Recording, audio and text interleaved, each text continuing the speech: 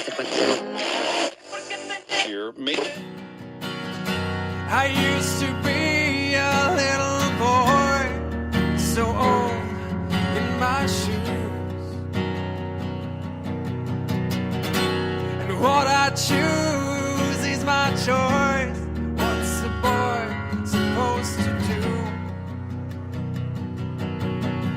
Send a smile over to you.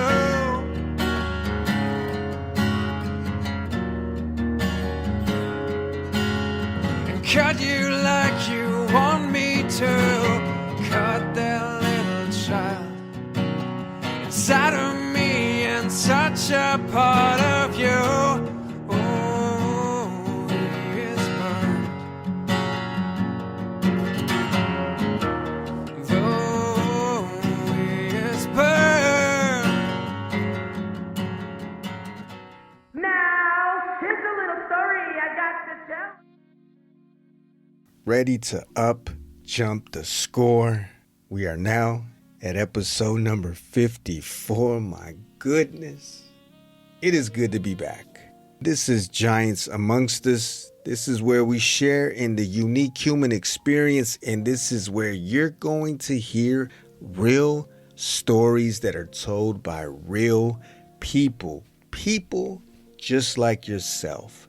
First of all, as always, I hope you're doing well. I hope you're in a good place. It sure is good to be back. It's been a while. It's been a long minute. I had some things going on over here, so the hiatus was about a month or so since the last episode was published. My mother, she came over here to visit from California, her very first time setting foot in Europe. And so she was able to experience life on the other side over here. My wife and I had her and we spent time together. She was able to see some things and experience some things that she's always wanted to see and experience. So it was beautiful to be able to be a part of that and experience some of that joy. And it's about time. It's high time to get back into the swing of things, to sit down, to talk story, and to be able to connect with people, once again, from all walks of life. So if this is your first time tuning into the show, what we do here is we talk story. You're going to hear people from all walks of life who come from different backgrounds, who were raised different, who came up differently, and they experienced their own struggles, their own challenges, their setbacks, their failures, but the commonality is how they were able to start creating changes in their lives. These stories and these raw accounts and testaments are meant to be examples of the fact that you can do the same. They're even reminders, if you feel as if your life is hopeless and meaningless, that you, in fact, have value. You're not flawed. You're not defected. You're not incapable. You're not powerless. You're not some hackable animal. This is something that needs to be part of our self-talk, what we tell ourselves, what we meditate on, so that nobody is able to strip that power and authority from us. We are unique. We are divine. Our essence, our true essence is divine, and we are free. I don't care what group of people, who's sitting in office, or which party is running the show trying to put their thumb over you and put you in a box and have you toe line and do this or think that because it's good for you, it's good for the whole. No, we are free, and freedom could be a scary thing. That's part of the reason why a lot of people run from it, because with freedom comes responsibility, with freedom comes accountability, but that also gives way to us being able to realize and actualize potentials and possibilities that we never could have imagined. But it's up to us to wake up to this way of living, way of thinking, way of acting, way of moving, way of experiencing this freedom, true freedom, where nobody could tell us any different. So, with all that being said, I think it's a good time to lead this into the conversation because our guest today is going to be talking about something that is essential for us to be able to even experience true freedom.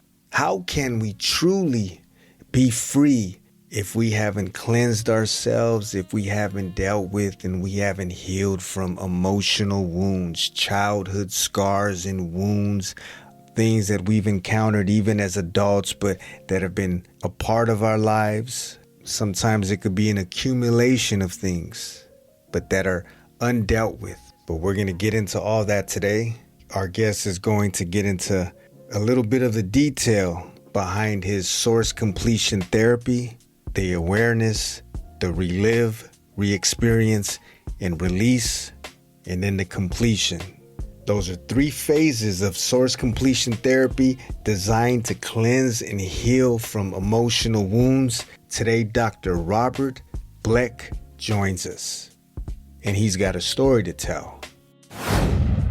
So I was in bed and I needed comfort in the middle of the night. So I walked into my parents' bedroom. My mother didn't like to be inconvenienced. I woke her up. And maybe I was crying, I needed some kind of comfort. She took me back, grabbed me back to my bed and tied me to the bed. The ropes went under the bed around my chest and they were tight and tight and tight. And I was terrified. I was thinking that I was going to be killed. I didn't know if I could get out of this. I was confused. I just wanted some comfort. Somebody was tying me up. So that was her creative side. She would also humiliate me, degrade me in front of people, shame me in many ways possible. For minor transgressions, maybe I spilled some milk, maybe coming into play, there was a little dirt on the rug, and she was obsessed with cleaning, so I could be beat for that. Ladies and gentlemen, without further ado, this is Robert and his story. Robert, I want to thank you once again for taking time out of your day. You could have been anywhere. You could have been doing anything, but you chose to have a sit down with us to share a conversation and to get into some of your knowledge and expertise and even your experiences that led you to where you are today. So, Robert, thank you again. How is it going? How are you doing? I'm doing terrific, and I want to say it's my honor and my pleasure to be with you today. Likewise, the pleasure is mine. The pleasure is mine. I mentioned this before we started recording. Right. I said that this is something that I look forward to. This is one of the highlights of my day. So it's going to be good to finally connect with you. Mm-hmm. We shot a few emails back and forth, but now to hear you break down some of what you have going on, your line of work, some of the experiences that you went through as a child to lead you to the line of work that you're in today, the field of work that you're in today, and the great deed that you're doing. Yes. You have a book out. Just to bring in everything before I let you go ahead and share with us this 3-phase process. Let me slow down and pull up this information. I'm on your website right now, and it's a self-guided exploration, and the name of the book is Give Back the Pain: Emotional Healing Through Source Completion Therapy. And you'll break down 3 of the phases today, and we'll get into that. But like for starters, Robert, I know you had your own experiences in life that probably led you to where you're at today. So I just like you to, however you want to get into it, however in depth you want to get into it, in the specifics that you'd like to talk about, just what led you into this line of work for starters. Sure. So every part of my life had an important piece in leading me to where I am today. So what I'd like to do is start from the very, very beginning. My life, the early start of my life, was very painful and very difficult. My mother, who was also abused as a child, she was filled with anxiety. She was filled with anger. She was filled with rage. And a great deal of that fury came out on me. Beginning when I was about 3 years old, my mother began to beat me. She would degrade me. She would humiliate me. She would shame me. And all of those things seemed like they were occurring every day.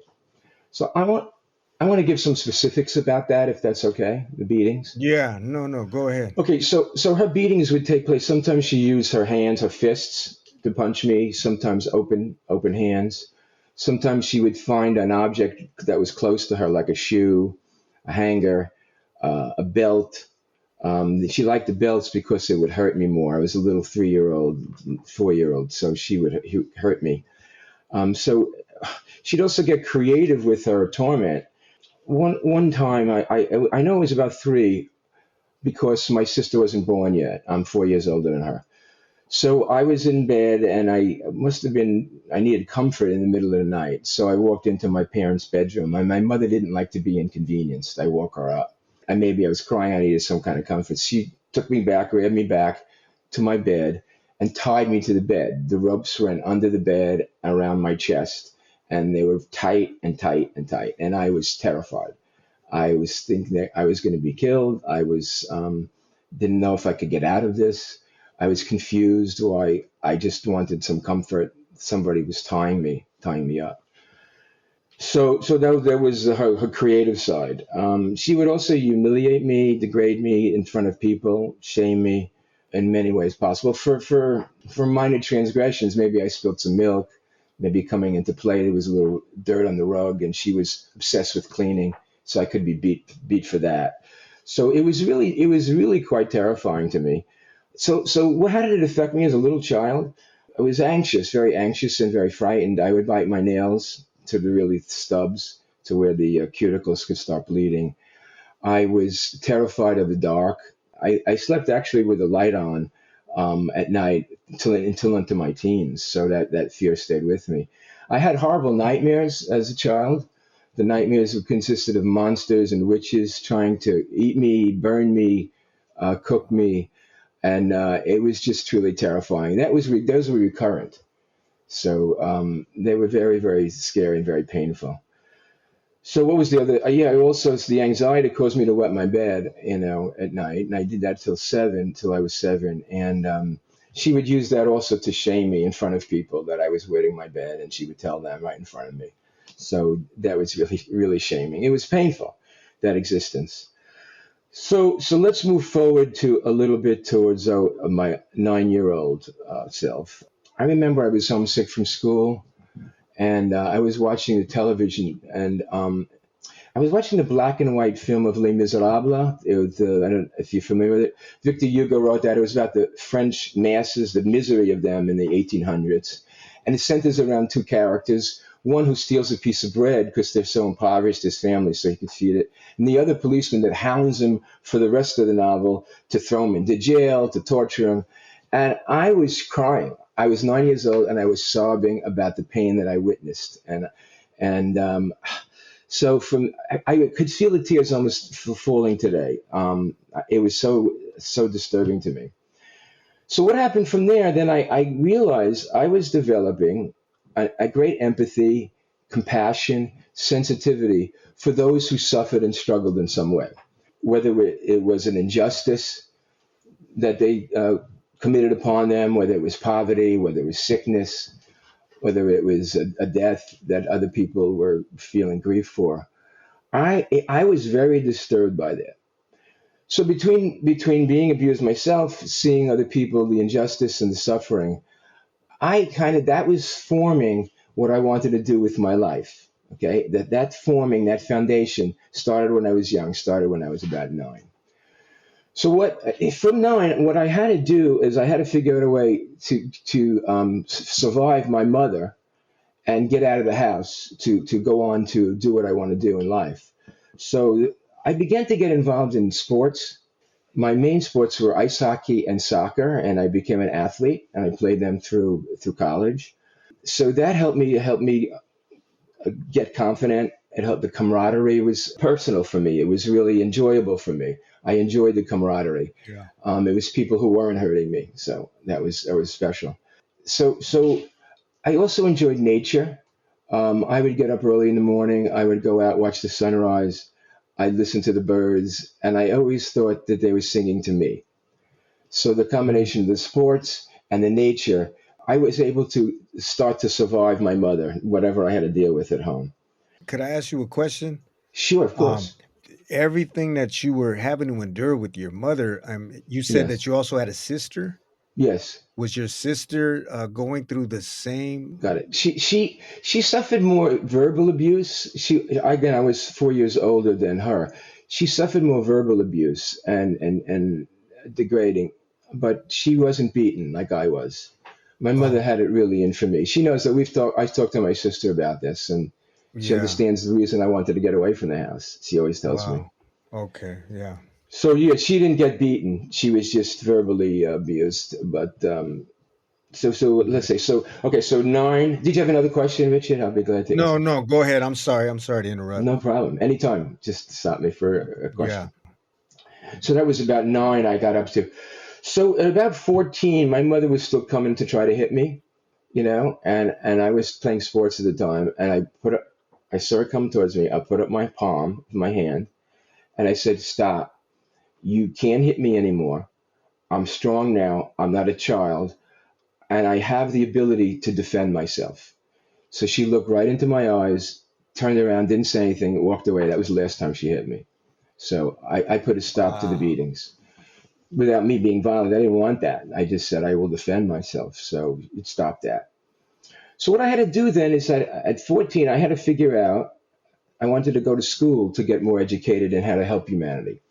So I had to work. I figured I need money. My parents didn't have much money. So I worked all kinds of jobs. I was a waiter. I was a busboy. I was a lifeguard at hotels and a bellhop at hotels. I scooped ice cream. I worked in a dry Oh, cleaning store. Worked in a dry cleaning store. Yes, I did. And I let's see, that covers a lot of jobs there. Waiter, busboy. Yeah. I also, and when I got to college, because I needed money then too, I shoveled snow for the railroad. During the winter, the railroad needed people to shovel the tracks, so I did that as well. So whatever job I could have, I took. So I needed extra money to go through go to college and continue it. I was fortunate academically. I was able to work hard, and I got a full tuition scholarship. So that paid the tuition. So this extra work would pay for my extras, whatever I needed for spending money. So I used it for that. Now at college, I had the choice. I started out. I took two courses of action. One was medicine to be a doctor, medical doctor. The other one was in psychology. So what happened gradually, the medicine it didn't seem the right fit. The psychology did. So I got my degree, my bachelor's degree in psychology, and then I went on to my PhD studies. I went that was in Florida. I got a PhD in counseling. From there, now I'm going to get into how I developed source completion therapy. okay. So from graduating, I was trained in a lot of therapies, going through the studies, and I also went to therapy myself because I knew I had work to do still left inside. I still had anger. The sports didn't cover the anger; it didn't take it away, and I had fears, and I still had some nightmares. So I knew there was work for me to do. What happened is when I graduated with a PhD, I started working in schools, clinics, and then the university hired me to work to train people, graduate students, who were getting trained in being a therapist or a counselor. Now, what happened there? This is the road to what I do now. I began to get referrals while I worked at the university from people asking me that would I see them, and that because they were abused when they were children, and they needed somebody, they liked me, they heard about me, they wanted, and I said, well, let's try it. So I opened up a private practice, and I began doing work with people who were abused when they were children, and I think I was successful. I kept getting more referrals, but not enough. I wasn't satisfied. I wasn't satisfied with the long term permanent change that I wanted for these people who were really hurt. So what I did, I had to look at all of the therapies that I was working with these people. I had to see which worked, what things didn't work. And I threw what didn't work out. And I wanted to get to the source of their pain. And I thought, based on my experience up to now, if I could get and clear out all of what was inside them, I would be successful and they would be healed. So let me go to the beginning of the process of source completion therapy. And I like to start at the beginning of everything. Okay. Right. So this way, I'm going Right. to start with the birth of a baby. Okay. The way I see it and what experience personally and professionally has taught me that we're all born basically innocent, pure, and just bursting with sweetness and sweet potential. Okay. I love holding babies. I think it's the most joyful thing I can do. I could hold a baby all day and be totally satisfied, contented all day just to hold a baby. So people who have babies around me and cousins, relatives, friends, they give me the baby to hold because they know I love it.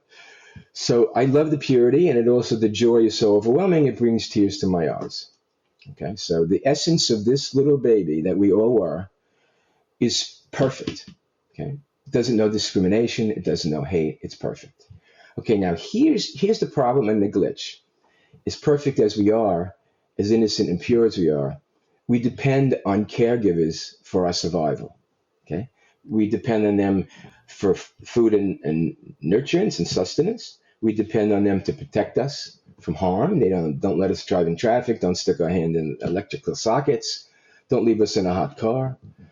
And we depend on that when we're hurting and emotionally and we're sad, and we depend on them for comfort and encouragement. So what happens if the opposite happens? If they beat us instead of loving us, if they neglect our physical needs, if they degrade us and demean us instead of encouraging and support us, a whole bunch of negative feelings are produced in this child, which we were. Okay, they could feel worthless, they could feel unloved, they could feel insignificant, they could feel defective, empty, betrayed, invisible, rageful. So those are just a few. Worthless, those are the few of the feelings that everybody who I work with, no matter what their symptoms are, they have those feelings inside. Those are a few of them.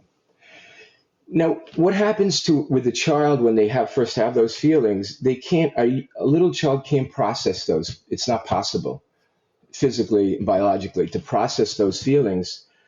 They would go schizophrenic. The betrayal is too overwhelming. So what the child does, they get suppressed. The brain suppresses those feelings, represses them, stuffs them down. Okay. But what happens over time and over the years, those feelings fester and they combine and they turn into an emotional toxic brew. Okay. Now our subconscious knows that's in there. That the subconscious wants to push these feelings out because it's uncomfortable sitting there. I equate it to like food poisoning. You eat the food, your body wants to get all that stuff out, and then it comes out of every orifice, just about. Okay. In this case, what happens is the subconscious, in the feelings case, wants to get these feelings out, but our conscious still doesn't want to feel it. We've learned how to push it down and avoid it and deny it. So what happens is it gets diverted. It gets diverted into obsessions, phobias, addictions, gambling, alcohol, drugs, sex. It gets diverted into criticizing everybody else around you, judging everything. It gets diverted into intense and inappropriate anger, like road rage. Everybody's familiar with that. I'm going to digress and just tell the simple story about the road rage. Yeah. That's Yeah. okay? Please do. Okay. So before I started work, for a lot of years, I would go to this local diner for breakfast. And the guys would come in before they worked. They would go in, we sit around, and we would talk sports, we would talk whatever. And this one gentleman, he liked to sit with me, talk sports. He knew I played hockey and soccer, so he was interested. He wanted to talk to me. And he would always complain. He would say how this person on the road infuriated him. He got so enraged, he got out of the car, and he would come up with a story like that almost once a week. He would come up with that. And fortunately, no one hit him with a tire iron, or shot him. But he was telling me. So one day, because I know the rage can't be coming. He doesn't know these people, so the rage and the anger has to be coming from a deeper place. So I asked him, what bothers you so much if the man in front of you didn't signal? How can you have so much of this anger? Where's that coming from? That seems real intense. So he said to me, look, they didn't respect me. It's like I'm invisible to them. They don't care about my feelings. They don't care at all about me. So I said to him, well, who in your life, who important and significant in your life didn't do that for you or did do that, hurt you like that? And he trusted me at that point. And he says, well, he thought about it and he says, my father. My father, he left the house. He was an alcoholic. He abandoned me and my mother, and he didn't listen to a thing I said. And I was furious at him, and I'm furious to this day. So he just transferred that on the road to these people who he didn't know. Okay, so a lot of people aren't even aware, and when even the media talks about road rage, they're not even going to the real source of this, which is anger hidden and repressed for a long time, most of the time from the childhood. So that's where that comes from. So there's a number of diversions. Also, I had one diversion that was really interesting was numbing. Numbing is also that people actually numb. They detach totally. They don't Yeah. have any feelings, so they can't feelings can't come up. So one of the women who I worked with, she came to me and she would practice numbing not only mentally, she would do it physically. She wanted to be even physical pain, even hurting her. She wanted to numb that off, like creating her own anesthesia. So what she would do, she would look in the mirror and she would take a scalpel and she would start to cut her cheek until it bled. And she was making sure she didn't feel that. Wow. So that's how much numbing she wanted to do. So we got to the source. I said, well, who caused you all that pain? So who caused you? And it was her father. She was sexually abused by her father, and she didn't want to feel it. She wanted to make sure she was numb from it. But through my process, we got all of the details of how he did it, and she confronted him, and that's part of the process. And so she healed. She started to feel. She was able to get married. She has children, and she was able to have a nice life. But she was totally detached. So all those diversions, the addictions and phobias are another one in there. Eating disorders. People think it's just the eating. They can go to Eating Anonymous. They're going to just work on the symptom. No, because the symptom is coming from all the feelings that you've stored inside. So all of those I call diversions, and they're rampant in the population and rampant throughout our society. And everybody has them who I deal with. They come in with the symptoms. Those are the symptoms.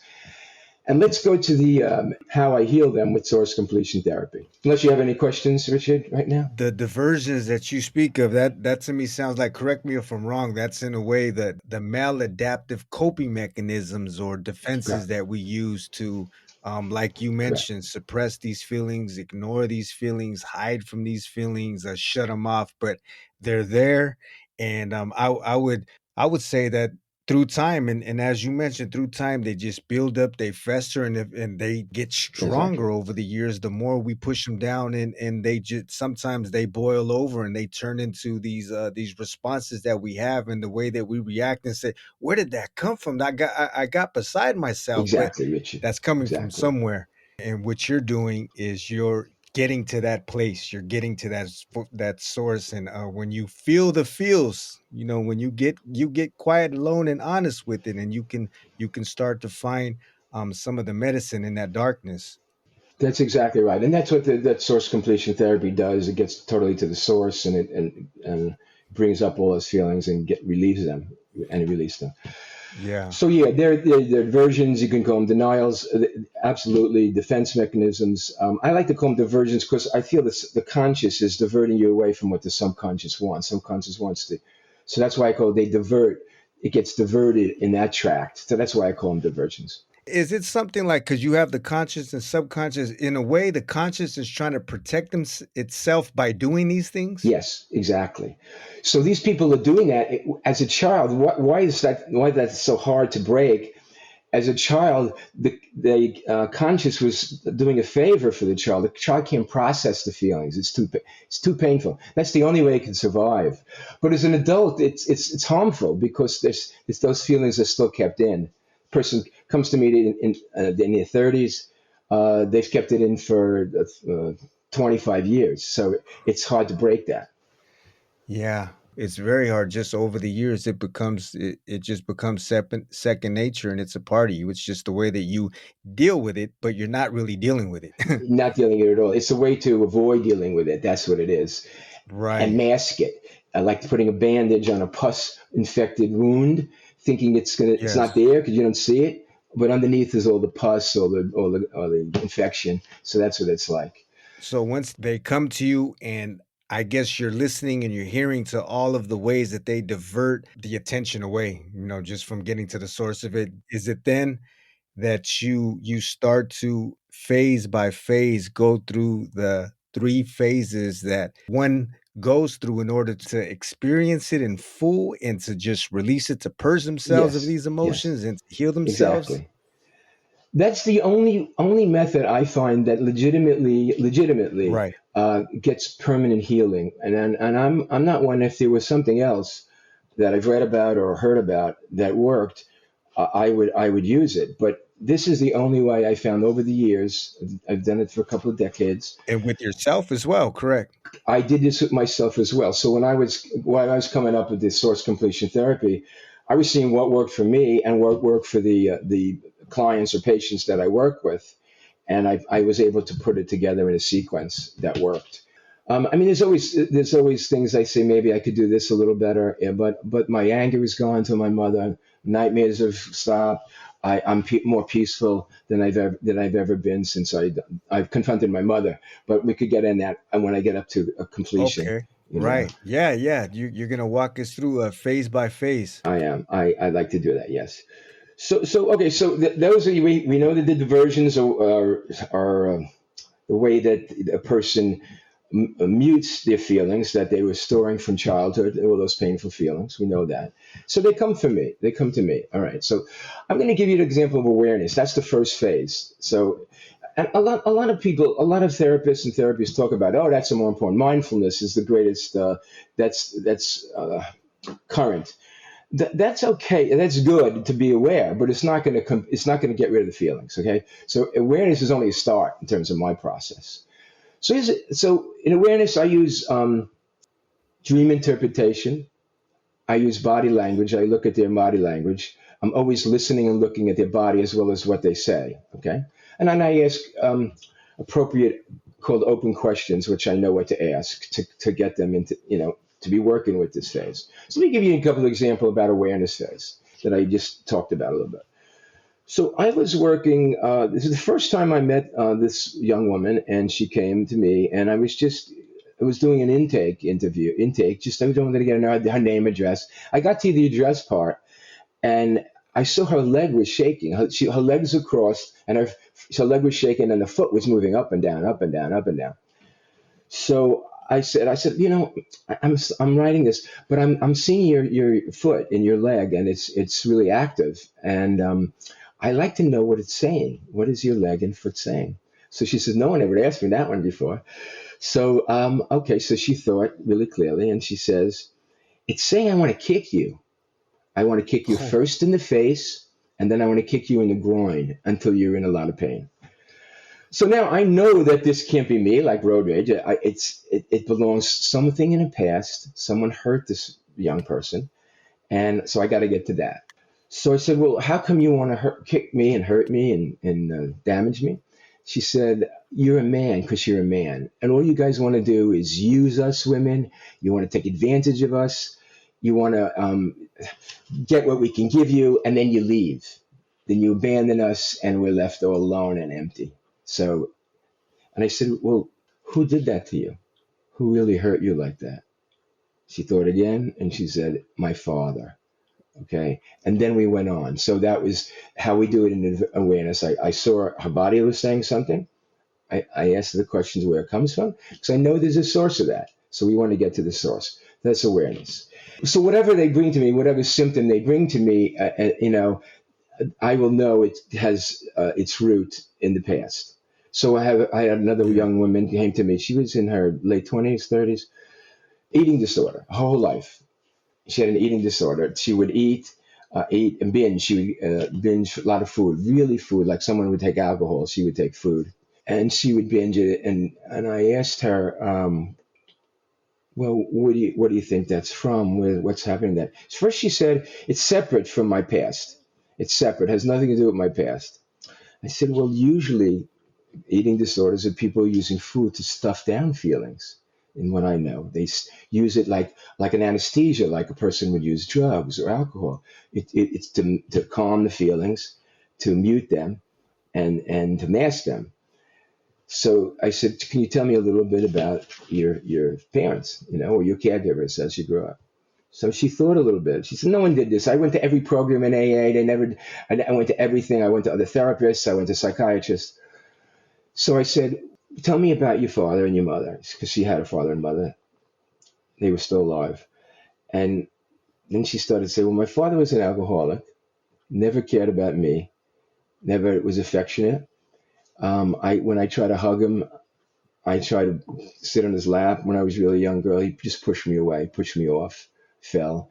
So I started to feel that the alcohol was more important than I was. So that's the source of the eating disorder. And then she, again, over the time, this is a process that takes time. More and more things about her father came out, more and more things and how she felt, and et cetera, et cetera. So that's a little bit about the awareness. Also, one more about the body language, if I could do that. Okay, yeah, please, One more please. example. So a woman came to me, again, this is, maybe she was in her, I would say mid 30s. She was referred to me, and she came to me. She had rashes all over her body, okay, constantly rashes, and they would itch and they would bother her. They thought it was eczema. They gave her creams, they gave her oral medications. Doctors did it, kept getting these rashes and rashes. And she said, they told me to come to you. So nothing's helping. So she sat down. I did the intake and I sat down. I said, okay, well, let's look at this a little differently. Your body's saying something.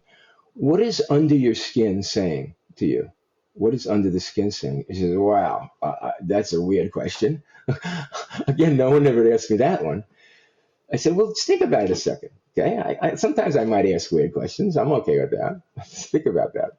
So she said, what I'm feeling now as I talk to you, that is the poison that my grandfather put into me when I sat on his lap and he molested me. I feel that poison throughout my body and it's underneath my skin. So that she was getting in touch then. That was through body awareness. What the rashes were from. When she started to continue to talk about it, the rashes went away when she continued the therapy. So again, that's awareness. Okay, so that's a simple of awareness.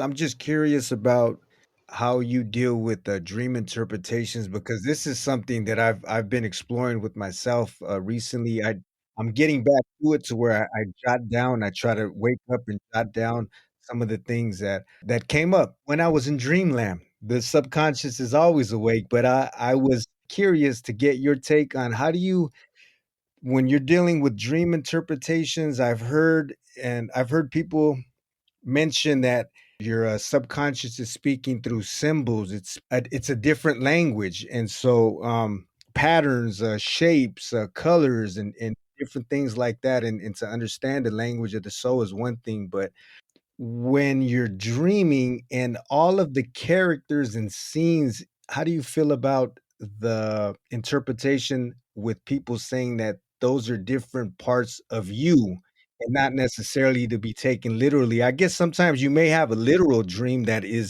it could be taken literally, but a lot of times those are just different parts of you, personalities, characteristics, things that you're dealing with. And just I'd like to get your take on that.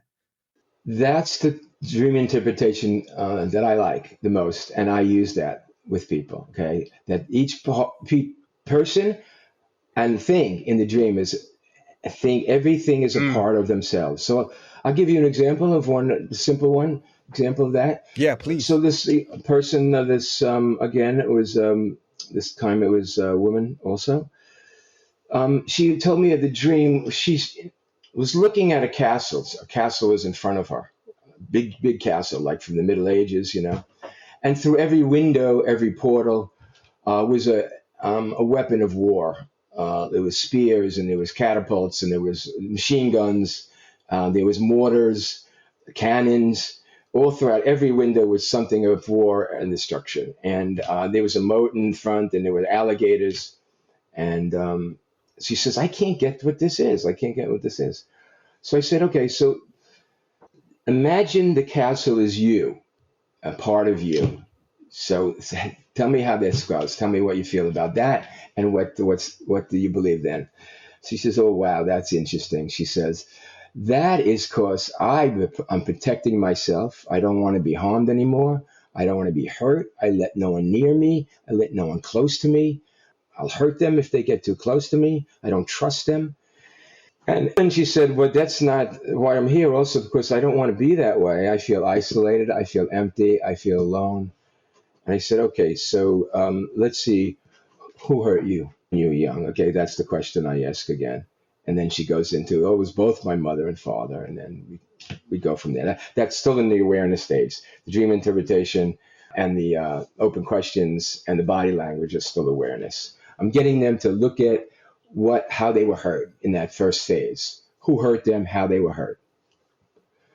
So the dream interpretation, most of the people, they like they like that way of interpreting dreams, and it makes sense for them. And you elucidated it, you know. And anytime, just interrupt me, and I'll answer these questions. And okay, just so they get aware now. The second phase, which is really very very intense and emotional experience. Here, I take them back to the events that hurt them.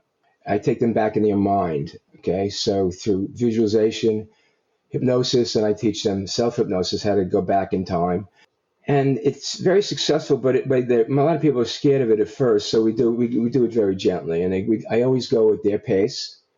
But this is not a rush process the three phases, and it's a process that only ends when the person is finished. Meaning, it depends on their commitment to it.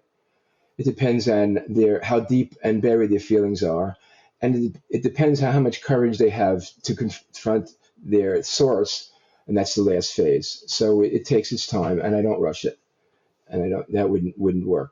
So to take them back, and I go back in time, I have them see all the sights, I have them feel all the feelings, I have them smell all the smells, any sounds that are in that experience. So if it was happened in a house, they look around, they feel whatever feelings, they see the furniture, they see the person who's hurting them, maybe they smell his perfume or beer, or if it's a woman, maybe they smell her perfume, whatever. So I have them feel that. And that brings what that does.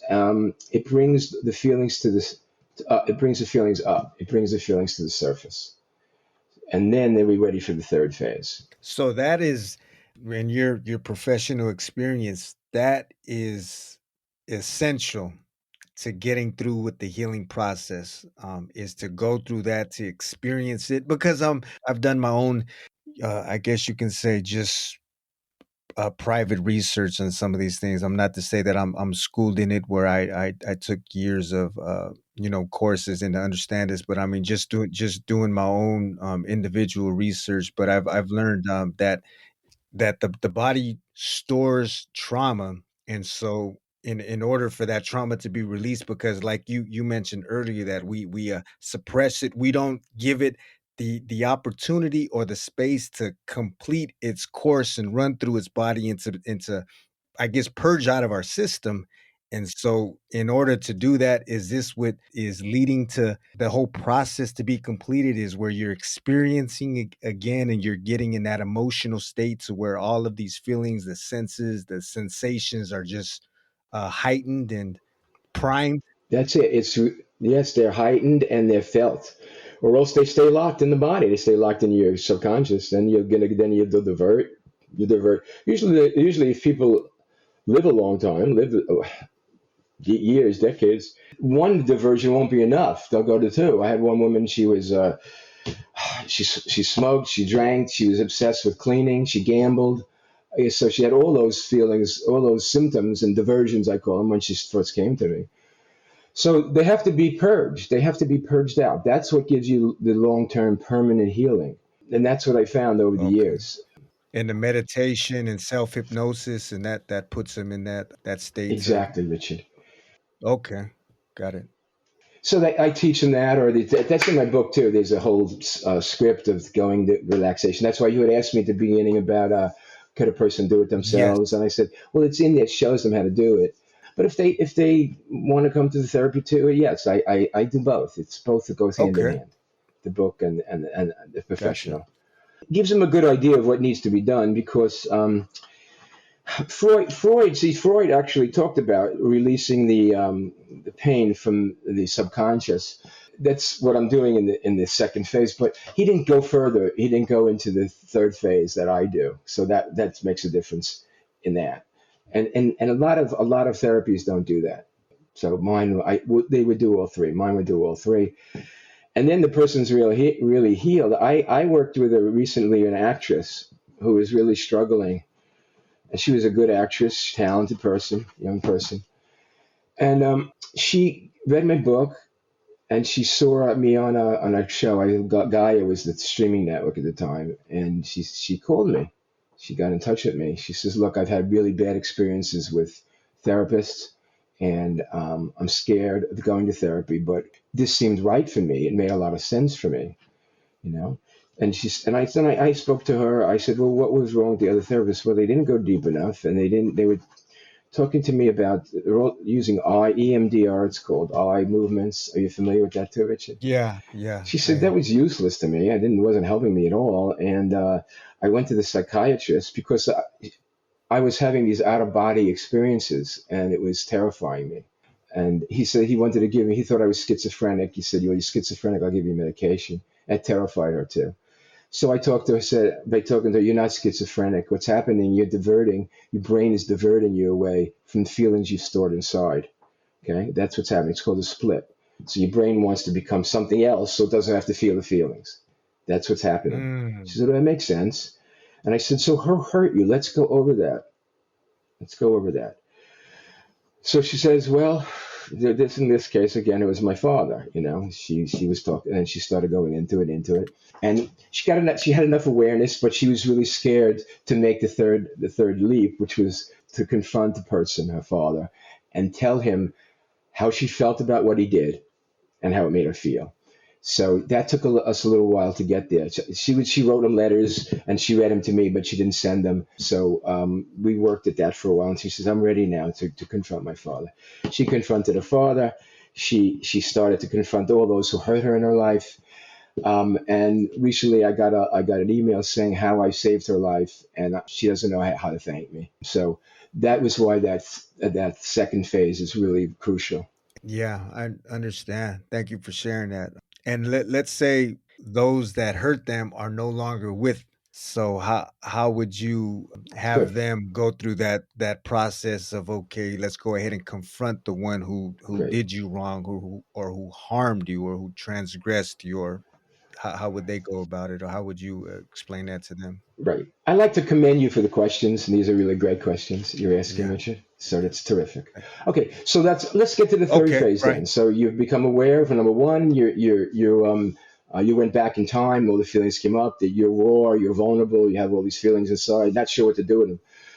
So the third phase is you go to the source. Okay, that's why it's source completion therapy. Okay, got you. Okay, I jumped the gun.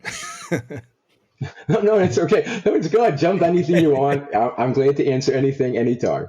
Okay, go ahead. So okay, so the source is I teach them then how to confront the person or persons who hurt them. Okay, it's a feedback model. You tell them what they did, how you felt about it, and how it affected you. So that's the idea of it. I like if they could do it personally in person. I mean that is a good way to do it. If they're not alive, you could go to their grave. Okay, you could write them letters still. So that's how they can go to grave and talk to them. The person whose parents are alive, you could do this. You could do that in person. You could call them. There's FaceTime. There's a million different ways to look at it. Zoom. That's the one I use. FaceTime and Zoom. So I'm sure there's other platforms you could use that to confront the person. When I'm saying confront, I don't mean to curse at the person. I don't mean to yell at them. I mean to tell them how you felt and what it made you do and how it affected you. So that's the idea of it. This is a hard phase for people because they resist it because a lot of people they still want their parents' love. We wanted our parent love, so they're afraid to tell them the parents this. They're afraid they lose whatever crumbs they have from the parent. And also, when they're doing it, also it brings up these feelings again, and it's difficult for them. Difficult it is. So it's a hard phase to do for most people. It was for me too. So, but I did it. So let's see. The grave is one way if they're dead. I have them write to their parent. They can't send a letter. Sometimes they burn the letter afterwards, like a Mm. ceremony. So they do that. It's like you're performing a ritual or some Yes, kind of ceremony to where you're exactly. finally just the completion. You're finalizing this whole process of your That's healing, it. and Yes. yeah, So also there's in my room, if people have their parents still alive, they bring them into the office, to my office where I work, and then they talk to them in the office. Okay. If they're not alive, or if they don't want to come in, or if the person doesn't want to have them come in, the source figures, they could visualize. Just go back, close their eyes. They have them close their eyes and visualize the parents in the office. Get their faces, what they look like, what they're wearing. I asked those questions, and they said, "Okay, talk to them." So then they'll just talk to them. They'll visualize them in their mind and talk to them, and that's relieving and completing also. So they don't have to be alive for this to be effective. thank you for explaining that. Yeah. So that would complete the cycle of the three phases. Do you find a lot of you did talk about that there's a lot of people that have they struggle with either feeling the feels going back to that time and that place because that's I mean that you're just revisiting reopening a wound, Correct. and that can be that's very difficult to confront, It is. and so I know you work at the pace of the individual. Are there certain things that you kind of do to prompt them or lead them or to ease their way into that, or you just it's really if they're not ready, and you can't move forward. Right. So I again, I do stay with their pace. If they don't want to go further, then they won't go further. But Yeah. if I sense that they still want to, I'll stay with the awareness phase more. We'll cognitively talk about it for a while, and they could control the emotional meter. So they'll stay until they're ready to go to the next phase. Mm. Again, I'm not working with people that don't understand the process and or don't want to do it. There's a lot of people that don't want to do it. Yeah. So they're not going to want to do it. So I don't work with them. People who are really interested in it, they will want to work with this. And even though when it's really hard, they still can't do it. Those I will stay with as long as they want. I'll stay with them. I've had one person for 15 years, staying with it. Wow. And then another people also 15. I had people who worked with me for a while, and they've changed their lives around drastically, and they want to continue to grow and heal. These are people who have been severely abused, so it's not simple. It's not simple. It's not easy for them, and they know it. And I don't say this is a simple process, but once they know, if they ask me, I say, no, I've been through it too. They understand that I understand them, and then it works better for them. So they trust me. They get to trust me. If I rush it, they're not going to trust me. They'll think I'm hurting them in some way. So I Yeah. just wait till they're ready to do that. That's just a beautiful work that you're involved with. The whole fact that this, what brings to mind, I've been just reading and learning more about these archetypes that are spoken of. The persona, you have the victim, which I told you earlier, that was something that I wore Right, and I was for the longest time. And right, what comes to mind with you is the wounded healer. And so the suffering and the darkness and the pain and the hurt, right, but through that, that's where right, you were able to find the right. medicine, not just for yourself, but to help others. And that's a beautiful thing that you're involved with and doing. And so it was really a pleasure to speak with you and to hear it from you directly, to give you this space where you can share your own experience. You were very transparent and open about the things that you went through, unfortunately, but the light that you found in that darkness, that for yourself and then to bring it to others and just to help. And you've been doing this for years, right? And it's been tried, it's been tested. You've helped a lot of people along the way to find their own Yes, strength and the resources to yes, uh, be be that healer for themselves. correct. Now I confronted my mother, through the process, and in my case, my mother was contrite. She says, "I hurt you, and I'm sorry." And if I had to do it all over again, I would do it differently. I doubt if that would be possible because she didn't really work on herself. But I accepted that, and she listened to me, and she just apologized. So After that, did you stay in contact with her? Or it's pretty distant since then. Well, I did stay in contact. In fact, she would call me. She had moved down to Florida. I'm in New York, and she would call me in later years. She had passed away recently, but in later years she would call me often about troubles that she was going through. And she says, "Can I talk to you, Robert, about it?" And I said, "Yeah, I'll listen to you. I'll always listen to you." So, Mm.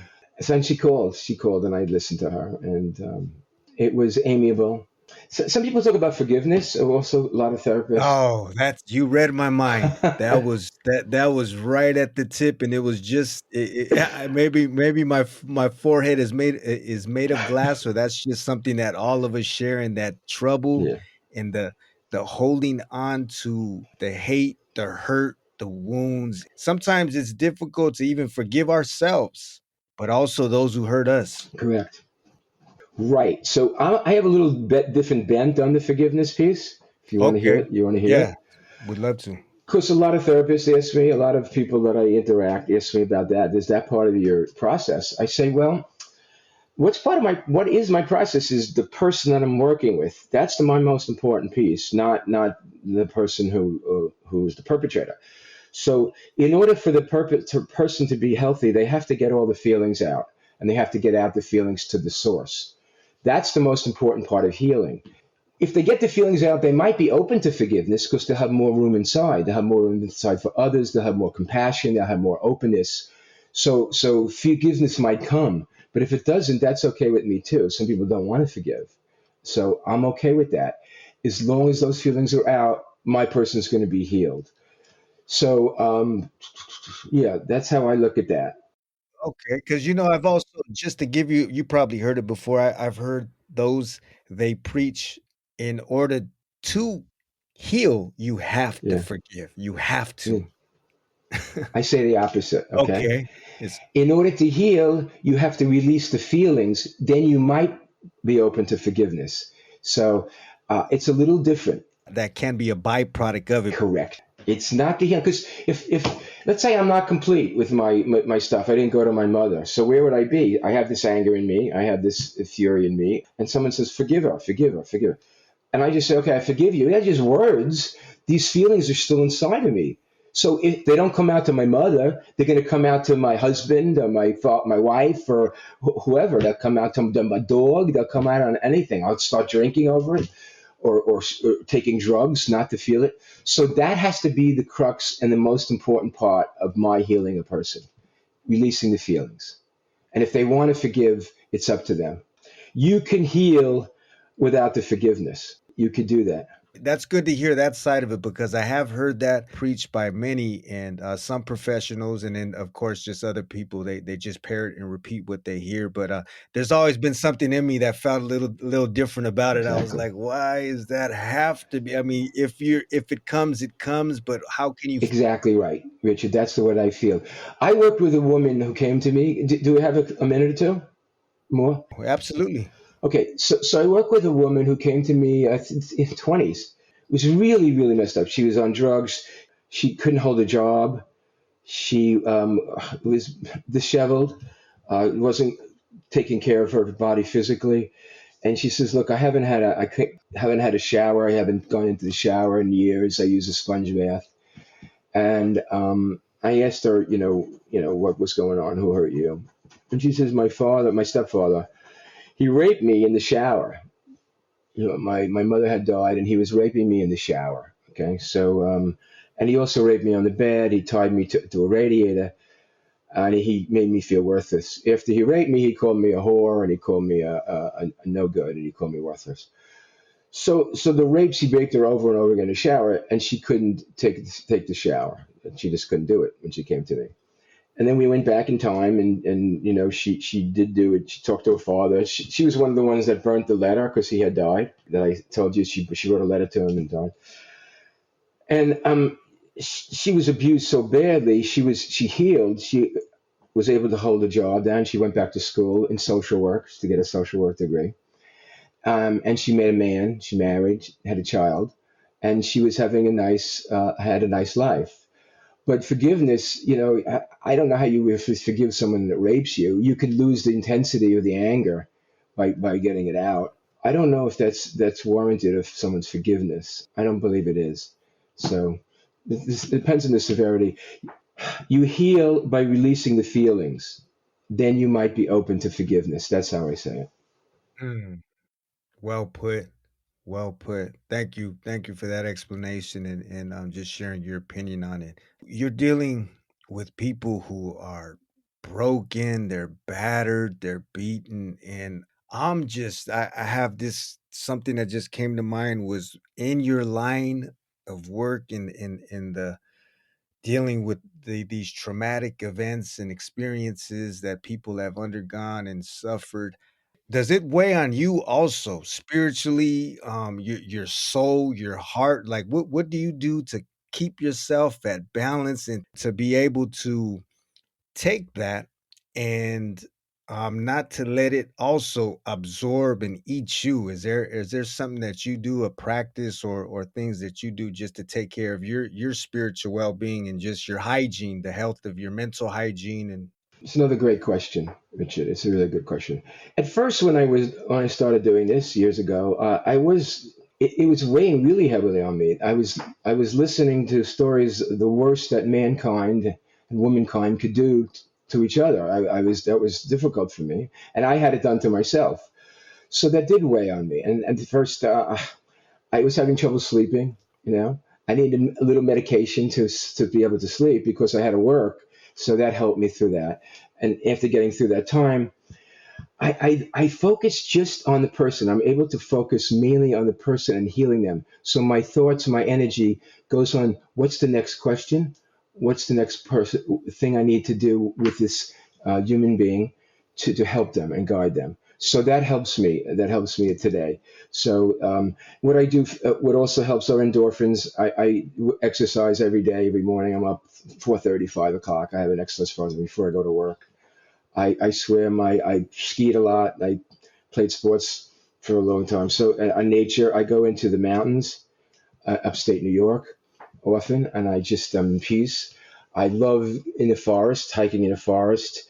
I love the majesty of the trees and the leaves and the cool breath that I take in from the cool mountain air. I love all that. I take that in and I still look at a sunset. I still look at a sunrise. I still hear the birds sing to me. So, that's a you got it down. That's a sweet way. so those are the things I do. And my wife is, as yours, really supportive of me over the years. She's been terrific and helped me. Sometimes she's was in the same field, and I would go to her if I was stuck on something, and I would run it by her, and she supported me that way. And she was always kind to me, and I trusted her implicitly. And I have two little grandchildren that I was fortunate enough to live long enough to play with, and I'm playing with them. And they love to play with me, all kinds of games, and I get the purity of their spirit. So those are some of the things I do in my life. That sounds like a taste of heaven to me. And even you read these old stories, whether you want to take them literally or they're analogies or parables, but even Jesus, when he was dealing with all of the downtrodden people of his time and the sick and the blind and the Right, Pharisees and people speaking against them, he was speaking his word and he was sharing his heart with them.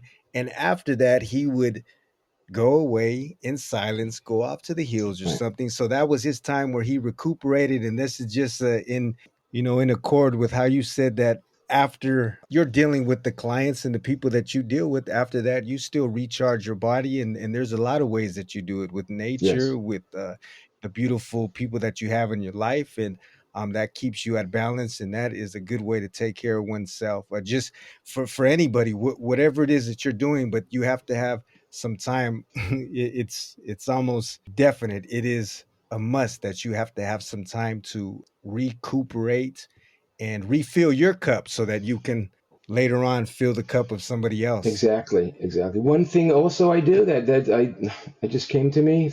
I'll say this. the rewards that I get from doing this work also motivates me, inspires me, because people write to me, they thank me, they go on to live productive and fruitful and enjoyable lives. So that gives me encouragement to continue to do it. So that's important also to me. That's the priceless, what we were talking about earlier, that priceless Yes, nugget that money can't buy. When that's the correct. gold, when the silver fades away and all the shiny things stop flickering, that is Yeah. gonna be, that's worth 3,000 lifetimes. I think so. Yes, I agree. I agree. Wow. Robert, it was a treat.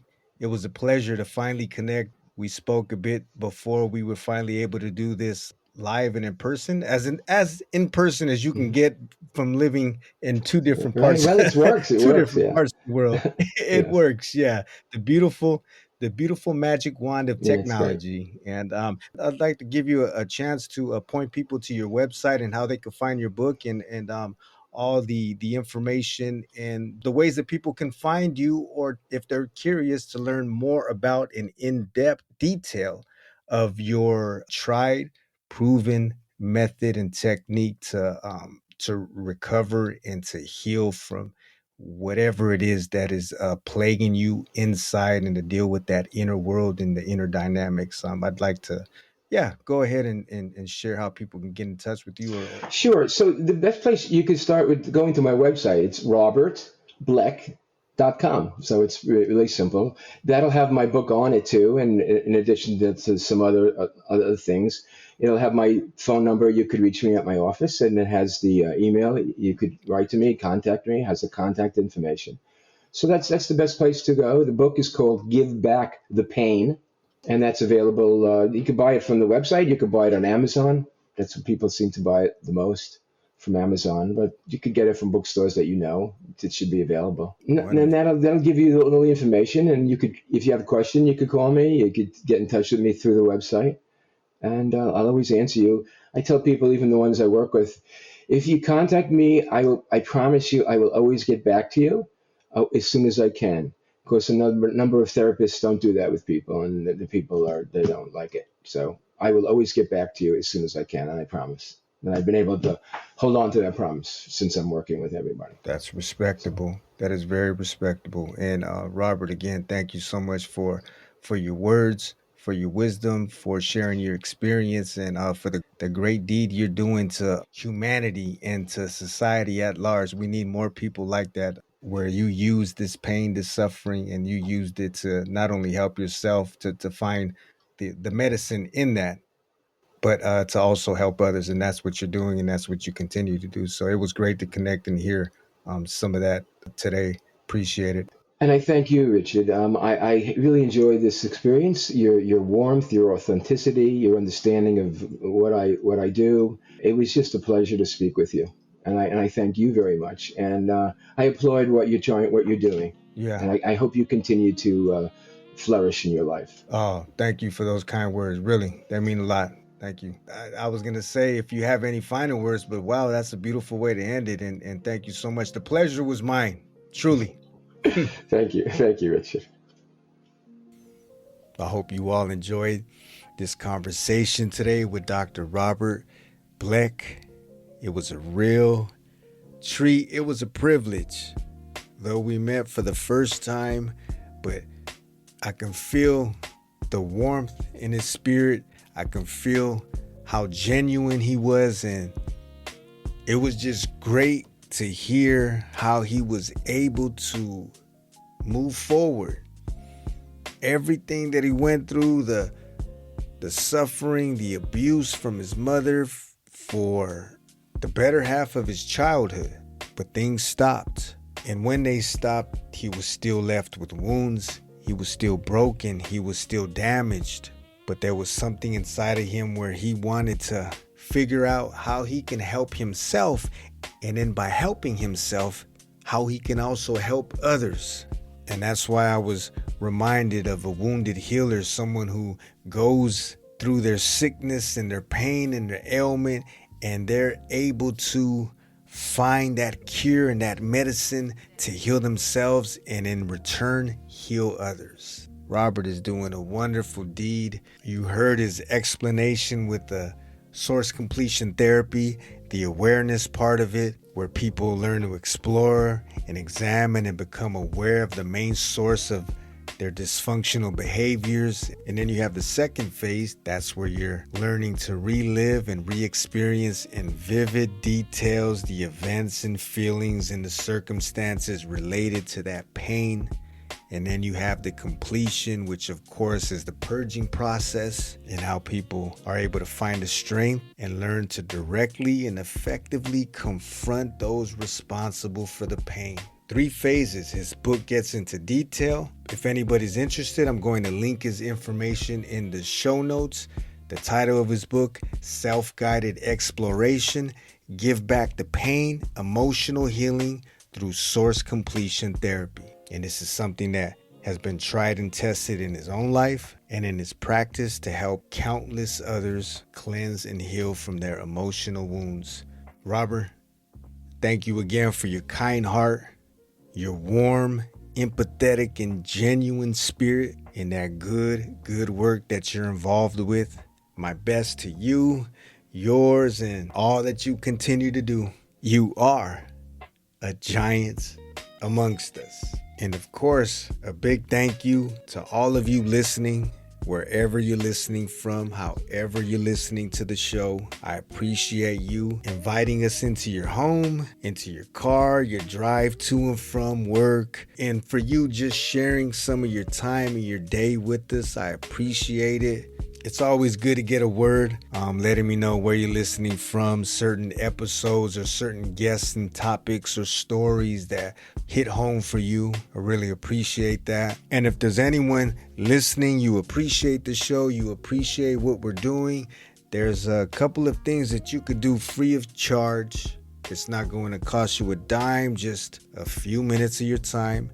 You can either write a review, or you can leave a rating on any one of the links that you'll find in the show notes. And it's going to do one of 2 things. For one, it'll help these stories and this word fall in the ears of new listeners. And another thing it'll do is help us on the back end just continue to create something that has meaning, something that has value, and something that we can continue to grow and enjoy together. This is a ride that I'm interested in sharing with you. Your process as you grow and develop, and on my end over here, evolving and growing as a human being. You know, making better choices, making better decisions. And that's another big part of it, is just us growing together. How do we change the world? It's by changing our world. And what happens is, when we change ourselves, when we change our world, that creates that rippling effect outward into our environment, into our surroundings, and starts to create changes, and it starts to shift the dynamics of our environment. You guys be safe out there. You guys be sane. And remember, you can always be the change you wish to see. We're going to catch up, and we're going to do this again real soon. It won't be long. Before I go, I want to remind anybody that if you would like to be a part of this show and share your story, or even a story of someone in your life that has impacted you in a positive way, you could always reach out to us via email. We'd be happy to connect. Until next time, and very soon. Peace.